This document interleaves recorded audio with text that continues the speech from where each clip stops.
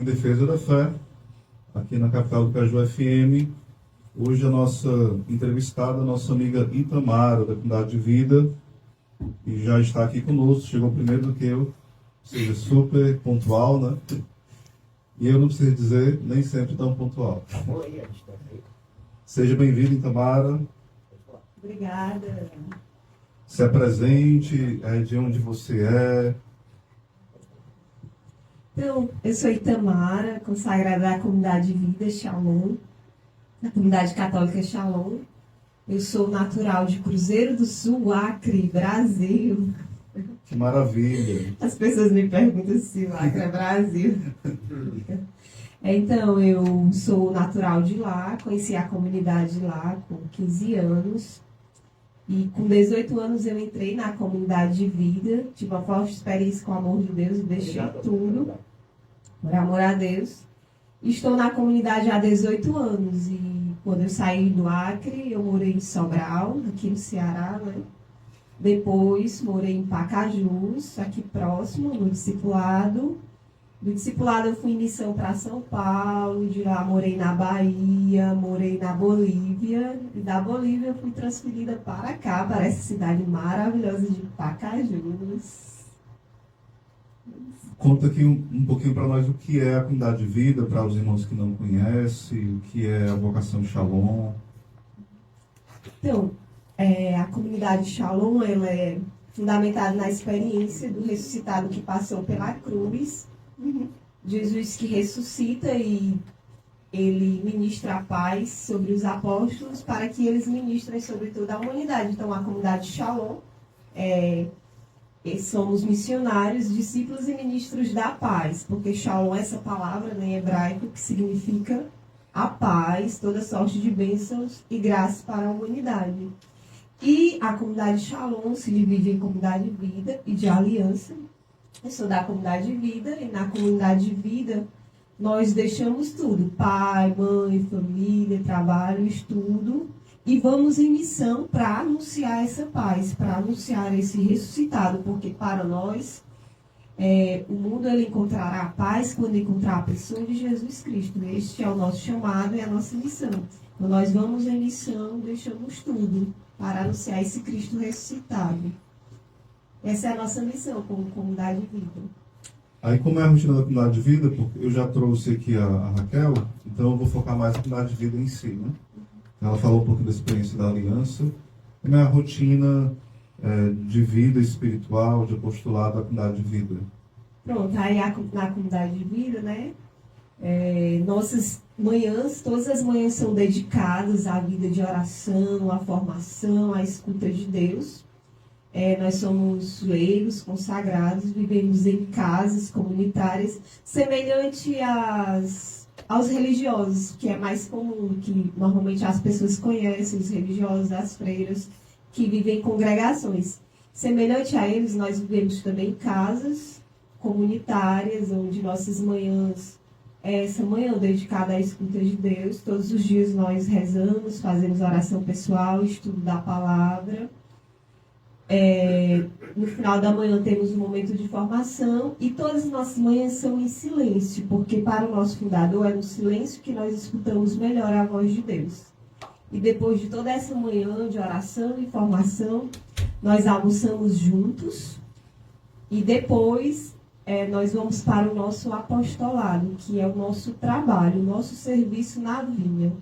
E a nossa vocação é embasada nesse tripé: contemplação, unidade e evangelização. De manhã rezamos, no almoço nos confraternizamos e de tarde é a nossa missão.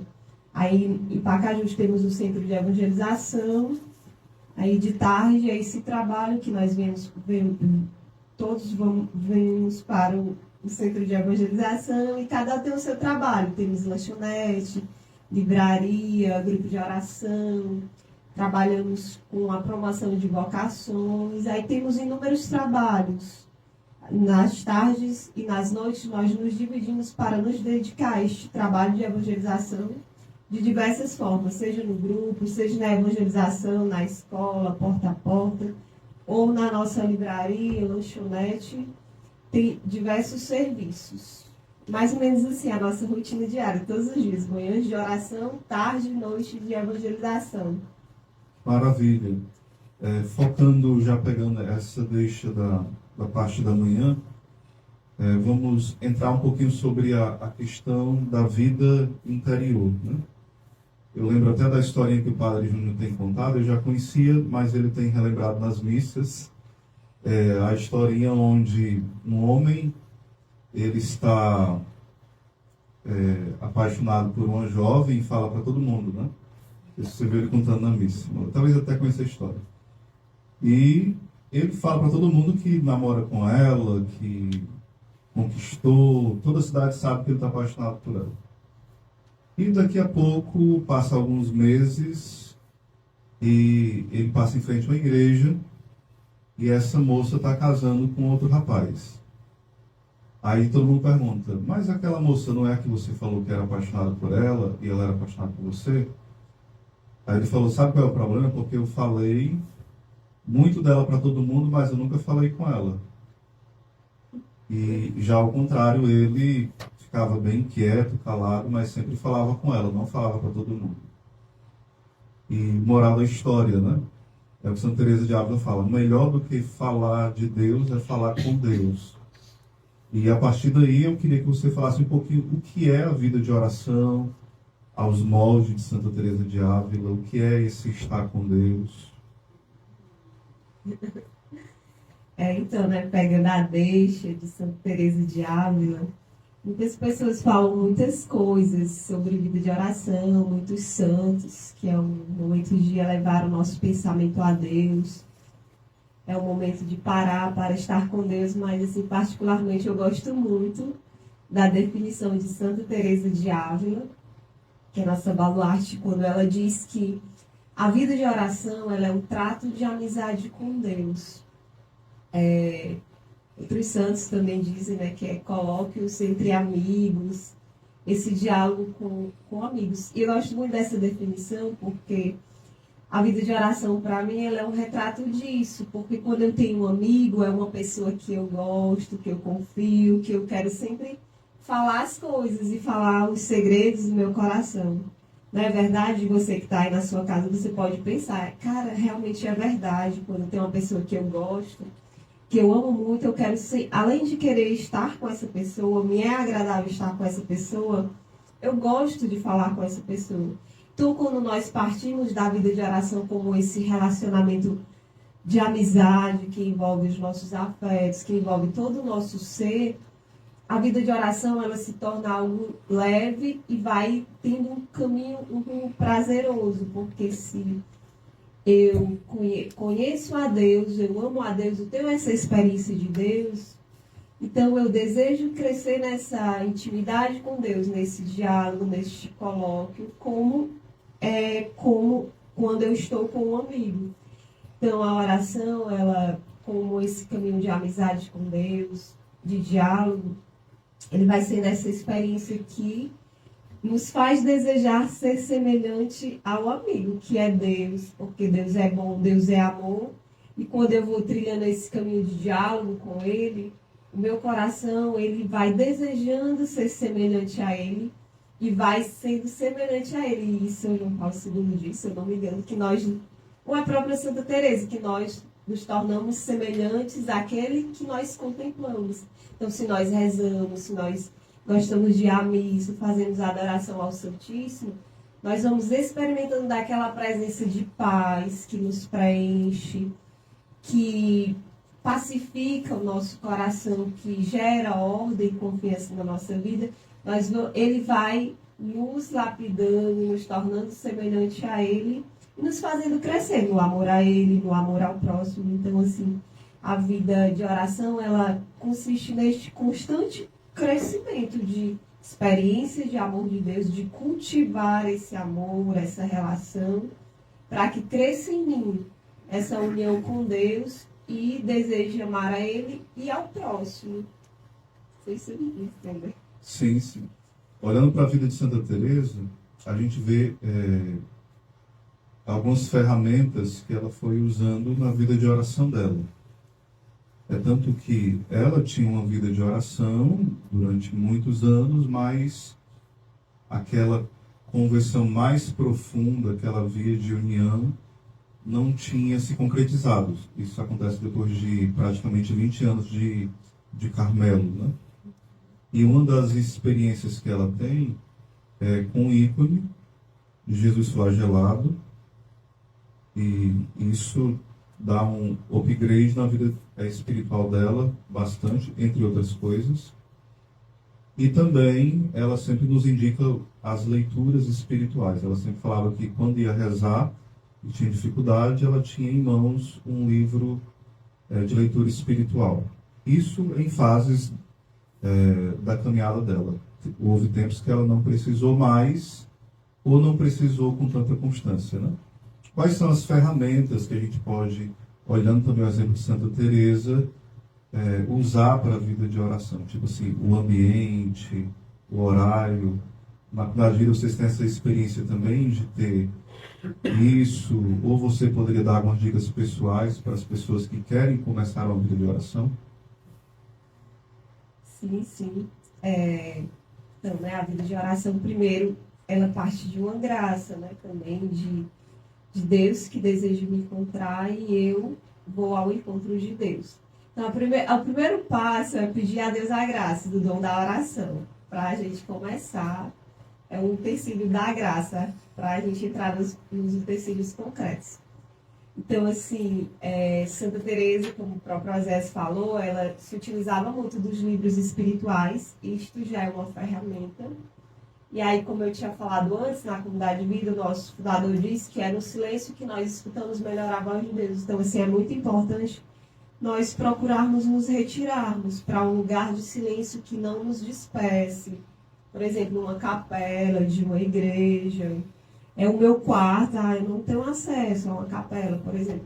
O meu quarto, eu vou e fecho a porta. Tem gente que tem muita dificuldade, porque a nossa vida é muito barulhenta, e tem a nossa família, filhos, irmãos. Aí você põe um cartaz na porta, estou em oração. Eu tinha uma amiga que fazia isso para ninguém atrapalhar. Então, você tenta se retirar para um lugar, isso vai favorecer muito a qualidade da sua oração, do seu diálogo com Deus. Seria a segunda coisa. Primeiro, né, clamar o dom da graça. Outra coisa é se retirar para um lugar que eu possa me concentrar melhor e ouvir melhor Só te interrompendo, perdão.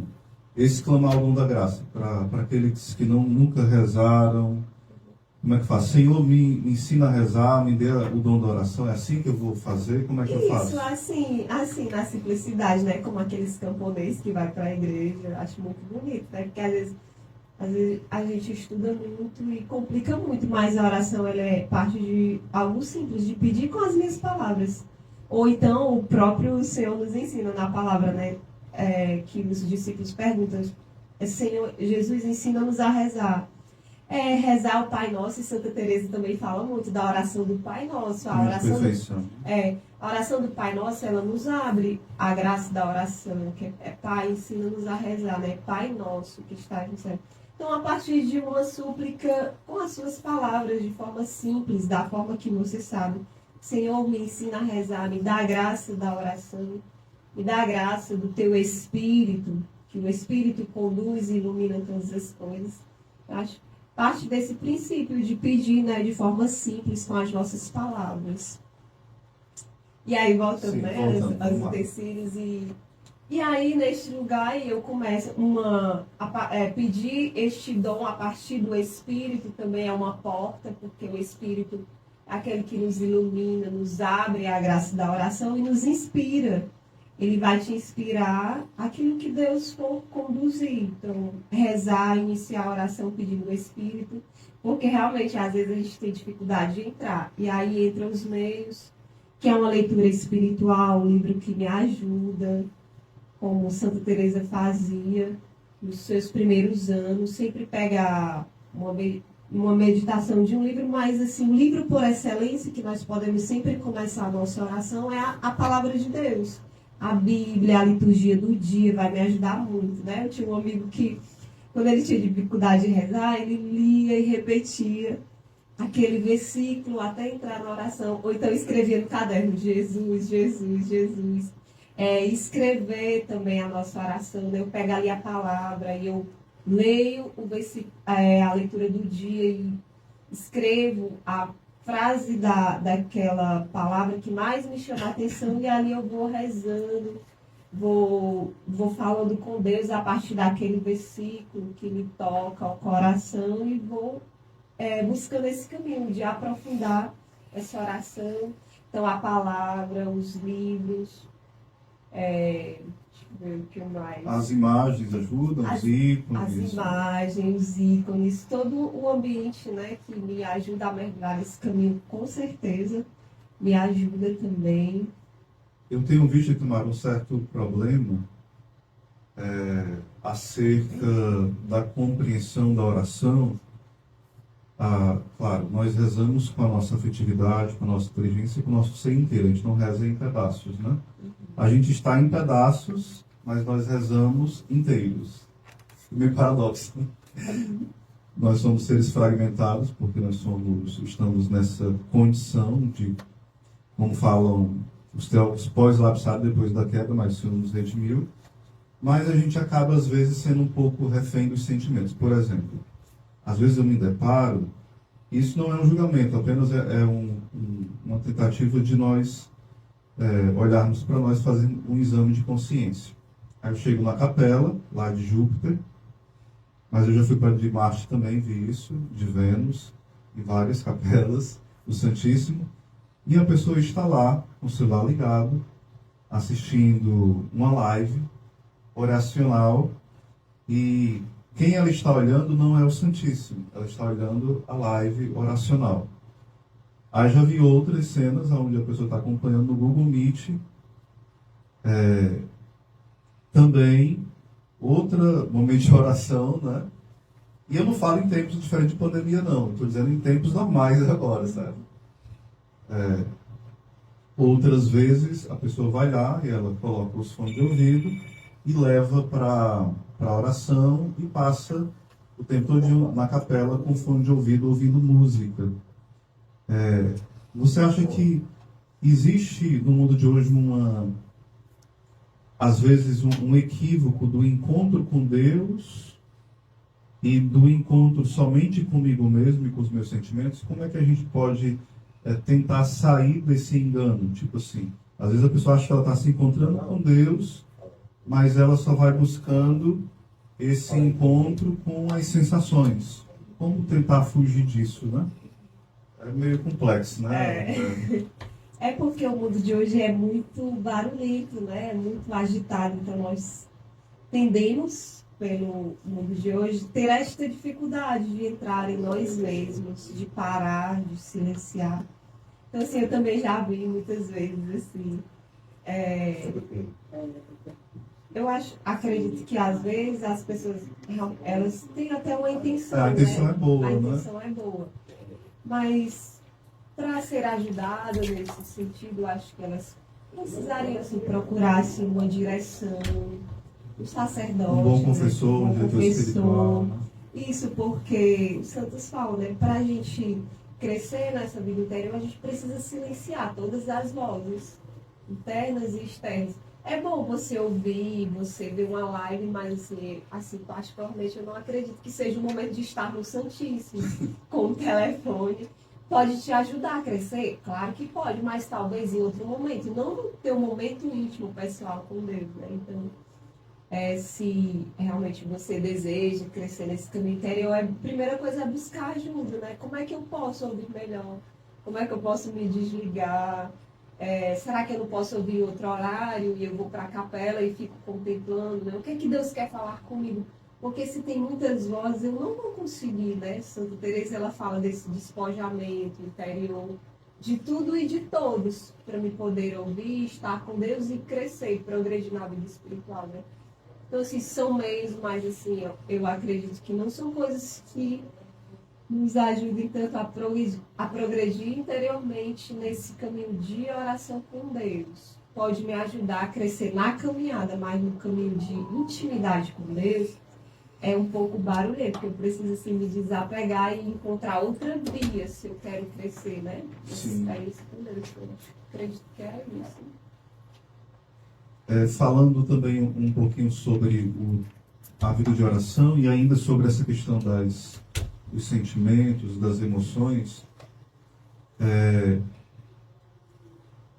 Às vezes nós somos tentados com o tempo de caminhada, né?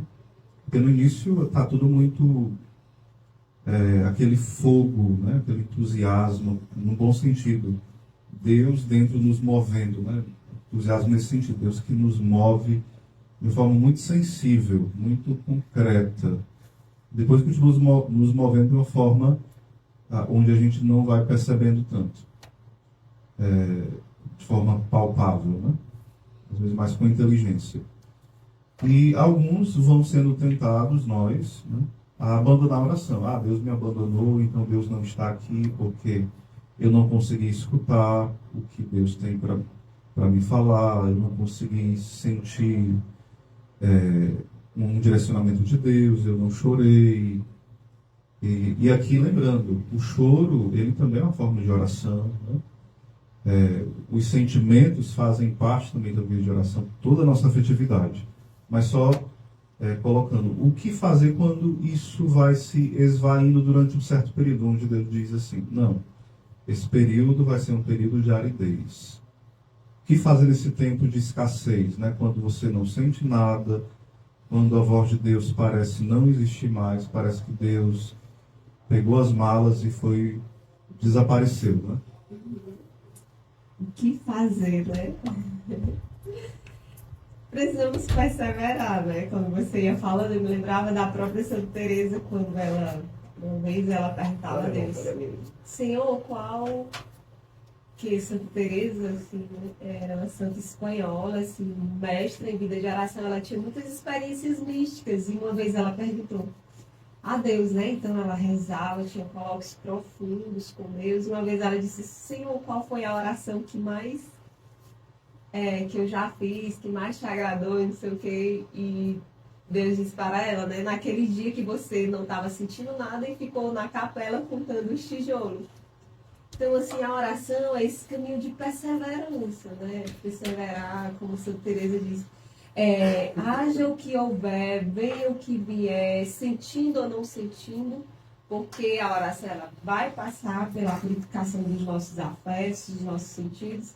Nós precisamos, da mesma forma que no início eu pedi o dom da oração e Deus me deu muitos sentimentos, eu preciso pedir a Deus agora, a partir desses momentos de aridez, a graça de perseverar, de permanecer, de confiar, de crescer na fé, porque o justo vive pela fé. Então, pedir a Deus essa graça de permanência nele mesmo, porque muitas coisas vão querer nos roubar durante o tempo, as circunstâncias, mas é sempre nesse sentido de sempre recordar a primeira experiência de amor de Deus e pedindo esta graça, perseverança, de não desistir, porque é essa graça de oração, de permanecer em Deus, que vai nos conduzir até o céu, sentindo ou não.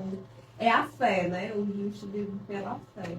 A fé, a caridade, a esperança, que deve mover a nossa oração, mais do que todos os nossos sentidos e afetos. Quero pedir o assim para preparar a música, assim, Nada Te Perturbe, com a irmã Kelly Patrícia, tá bom? Você procura aí, daqui a pouco a gente coloca, viu? Enquanto a gente vai conversando aqui, batendo papo. Só que dentro dessa caminhada existem empecilhos. Um deles, sem dúvida, quando a alma se decide por Deus, como fala Santa Teresa, o inferno inteiro se volta contra ela, né? Então, dentro da vida de oração, além daquilo que o demônio vai tentando jogar o desânimo e outras coisas mais, o demônio pode se intrometer e colocar vozes mentirosas, como se fosse a voz de Deus na oração, ou isso é impossível? Por exemplo, sempre vai ser na oração a voz de Deus, nunca vai ser minha voz, nunca vai ser a voz do demônio, sempre vai ser Deus que me falou na oração. Como que é isso? Sim, pode, porque o demônio ele é muito astuto, né? Então ele vai querer de todas as formas nos roubar de Deus, nos roubar da oração. Ele vai, com certeza, muitas vezes querer nos confundir até se disfarçando mesmo de voz de Deus. E aí, nesse momento que eu preciso, né, sempre estar em estado de graça, sempre realmente ter um coração reto para não confundir as vozes do demônio, da nossa carne, né, que também grita, os inimigos da nossa alma. Então, nós precisamos, neste momento, assim, pedir a Deus uma graça muito grande do dom do discernimento também, isso a Teresa fala, né, porque muitas coisas, muitas vozes, e o demônio, ele é muito astuto. Só que ele é um derrotado, né? Então, se a gente tem essa vida de comunhão, de graça, de discernimento, Deus, ele vai te iluminar, Deus vai te dar vai nos dar o seu espírito e vai nos fazer perceber. Só que eu preciso ter essa decisão, assim, de pedir a Deus a graça, esse dom do discernimento, né? Por exemplo, assim, muitas vezes eu digo, meu Deus, tanta coisa, muitas vozes, muitas coisas que se levantam, aí dá aquele estalo, né? Aí, Tamara, preste atenção, isso aí é vestida do demônio. Então, quando a gente tem um coração reto, diz, Jesus, me ajuda, Jesus me deu o dom do discernimento, Deus, ele vai nos dar a graça de perceber aquilo que é a nossa voz, a voz do demônio, e a voz de Deus. Até porque a voz de Deus, ela gera paz no nosso coração. E a voz do demônio nos confunde. Não, você está fazendo muita penitência. Aquilo que os santos vão falar. Não, mas você vai incutindo coisas na nossa cabeça. A gente precisa ter muito mesmo pedir esta graça de discernir. Porque vai querer nos confundir. Mas se eu tenho esse desejo, vai calar no meu coração a voz de Deus e vai expulsar tudo que vai me roubando da presença dele. A voz de Deus, ela me retira de todas essas vozes e me traz de volta para o caminho. É isso mesmo. Vou deixar a Itamar respirar um pouquinho, né? Vamos com a música agora da irmã Kelly Patrícia, Nada Te Perturbe. Itamara, falando um pouquinho sobre a vida de oração, sobre também a vida, a espiritualidade teresiana. E eu queria falar um pouquinho, Itamara, perguntar, né? Sobre a questão da importância, como você mesmo já terminou falando, sobre o estar no estado de graça. O que é estar na graça de Deus e qual o perigo de não estar na graça de Deus, né? Santa Teresa fala também de termos cuidado para não estarmos em pecado mortal, quanto é feio uma alma em pecado mortal. Queria que você me falasse para os ouvintes, de forma simples aí, o que Santa Teresa nos convida, né? E o próprio Deus, né, nos convida para não estarmos no pecado mortal longe dele. O estado de graça, esse estado de comunhão com Deus, para a qual nós fomos criados, né? Que essa comunhão que foi quebrada pelo pecado original, e em Jesus o Senhor nos redime e restabelece essa comunhão, que é para aquilo que Deus nos criou, para vivermos esta comunhão e esta amizade com Ele. E como está em estado de graça? Primeira coisa é viver esta constante busca de Deus, de viver os sacramentos, de caminhada com Deus. Porque Santo Agostinho nos diz que aquele que te criou sem ti não pode te salvar sem ti. Então, nós precisamos também ter o nosso esforço para estarmos na graça. Então, a igreja nos recomenda, né, a confissão anual, mais vezes, para estar em estado de graça. Confissão, na comunidade nós fazemos a confissão mensal, porque pelo sacramento essa comunhão ela é restabelecida. E a graça, ela também serve até para nós crescermos nesta conexão e escuta da voz de Deus, porque a graça, ela limpa, ela absolve o meu pecado, e restabelecendo essa comunhão eu tenho um acesso maior à graça de Deus. E eu preciso buscar uma vida em Deus, a vida dos sacramentos, eu preciso é buscar a conhecer o que a igreja fala, né, dos pecados mortais, dos pecados veniais.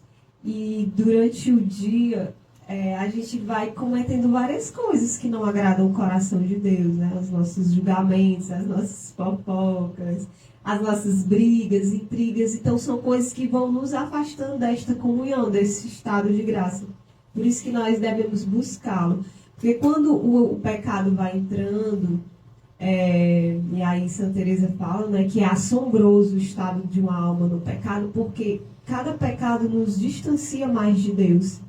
E ela sempre dizia que ela sofria muito, ela fazia tudo que tivesse ao seu alcance para que a alma tivesse essa consciência, tivesse essa experiência para retornar a Deus, porque é tão feio o estado da nossa alma em pecado, que é uma dor muito grande, e a maior dor do coração do homem, das almas, é estar distante de Deus, e o pecado nos afasta de Deus.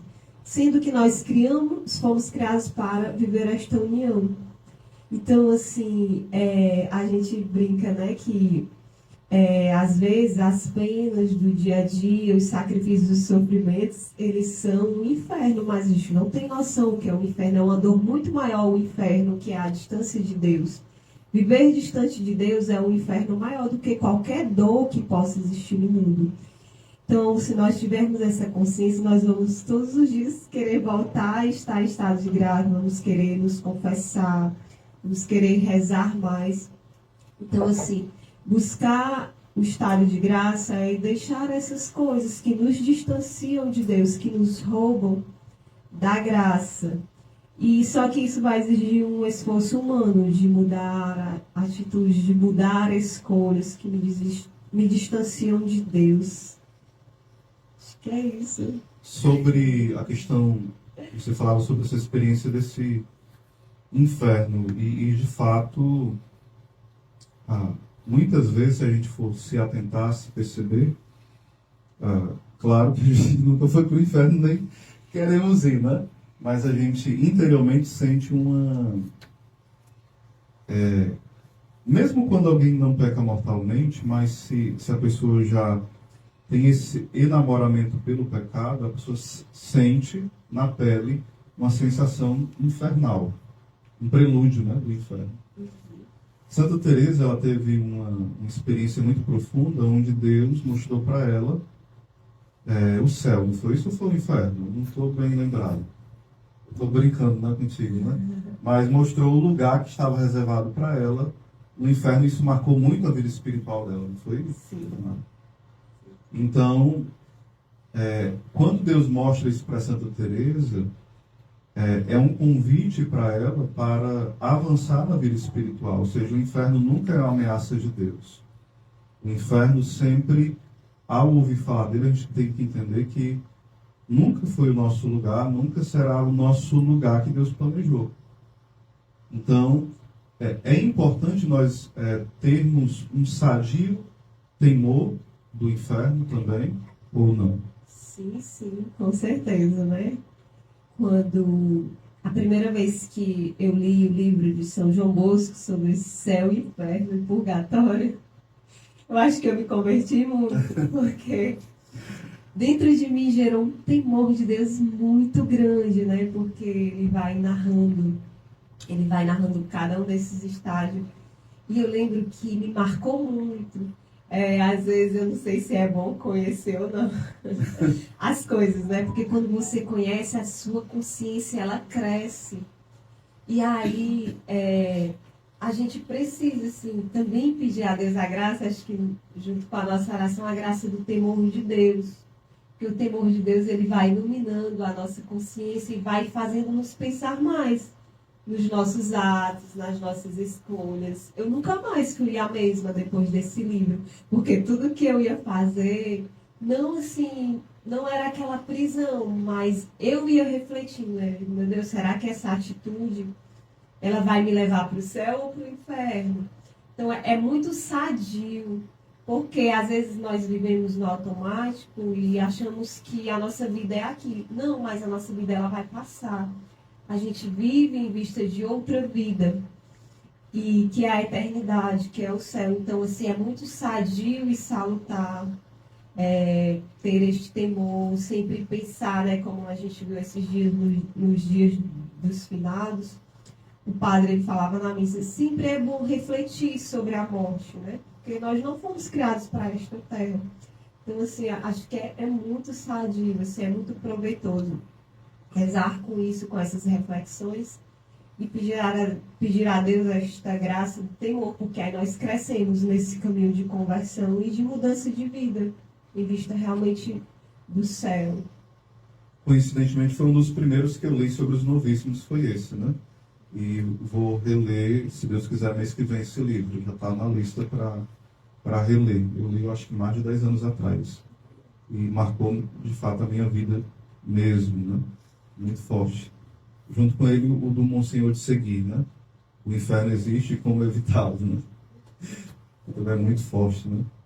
E falando sobre Santa Teresa, eu vejo de forma boa um desejo de conhecer, mas eu vejo as pessoas querendo começar logo pelo castelo interior. Eu acho que é interessante esse desejo, mas eu acho meio complicado, porque não é que seja proibido, né? Mas às vezes a gente é muito levado pela curiosidade daquilo que é extraordinário, né? Daquilo que é grandioso. Você teria, assim, pelo menos algumas dicas dos livros de Santa Teresa, como conhecer melhor a vida dela, como, de forma simples e tocando um pouco na espiritualidade teresiana? Os primeiros livros, né? Tipo... Tá.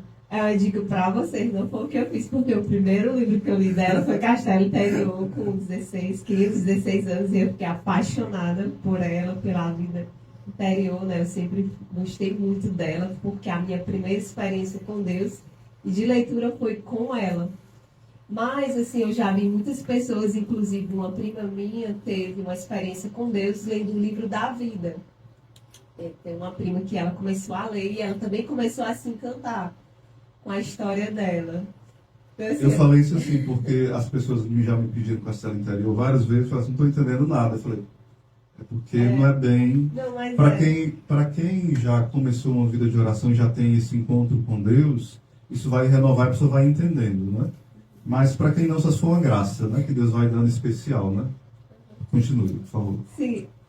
Não, também eu já ouvi muitas pessoas na própria comunidade, sempre todas as casas que eu moro, os irmãos, eles sempre falam que o Castelo Interior realmente é o mais difícil mesmo de ler, de compreender. Muitas pessoas falam, eu já ouvi também, né? E ele é da grade da nossa formação e muitas pessoas têm dificuldade.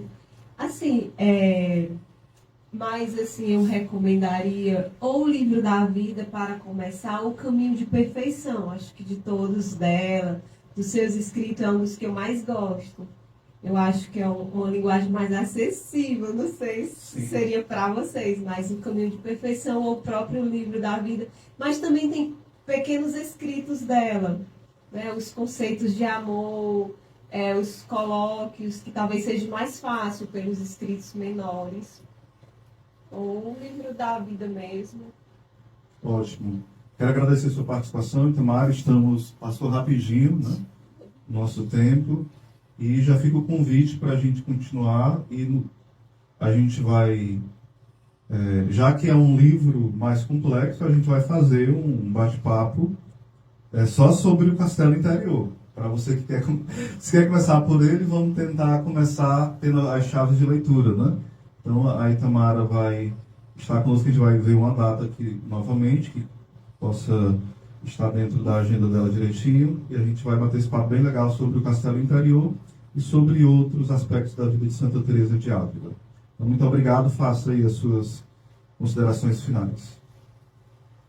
Quero agradecer também pela oportunidade de estar aqui. Agradecer você, ouvinte, também. Eu quero dizer para você, né, que você...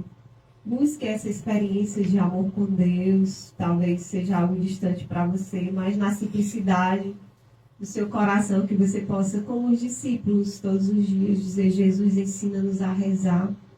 E eu desejo também para você que está na sua casa, que você tenha essa experiência de amor de Deus, essa experiência de escuta e de diálogo com Deus. E Que Deus ele te dê a graça de também ser um amigo dele, né? Amigo de Deus, como tantos santos. Que você também possa ser e que cada um de nós possamos crescer nesse caminho de amizade com Deus a cada dia. Deus abençoe. E estaremos juntos pela graça da oração, da intercessão. Amém. Shalom. Amém. Obrigado, povo de Deus, pela audiência, pelo carinho. Segunda-feira estamos aqui com Boa Nova de Paz, 7, 8 e meia. Eu e minha irmã Carinha Oliveira. E sábado, o programa Em Defesa da Fé com mais um entrevistado aqui falando sobre o amor de Deus, sobre a graça que Ele tem reservado para nós todos os dias. Aquele abraço.